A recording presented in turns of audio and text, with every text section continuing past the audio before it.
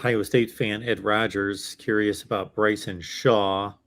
Everybody understand that we get limited information out of camp. We do we hear it out of the coaches and players' mouths more so than actually seeing and taking in the action ourselves and making determinations. It's more about who the players and coaches comment on, and of course, it's not going to be in any negative way. It's going to be strictly from a positive standpoint. But Bryson Shaw, of course, at Ohio State was the second or third leading tackler on the team, but pressed into a situation he was not quite prepared for. But I expect him to be a decent contributor for USC, but nothing spectacular.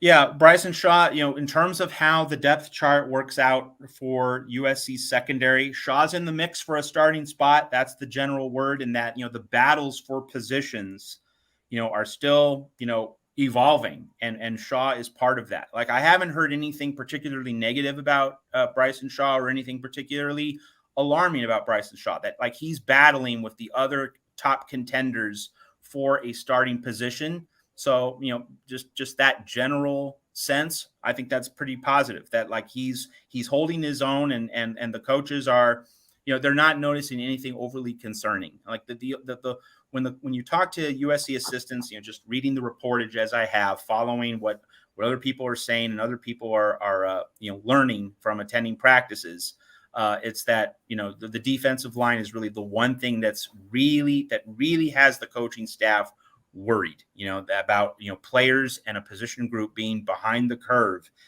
not up to speed in time for, the big Pac-12 games of September, plus the Fresno State game as well.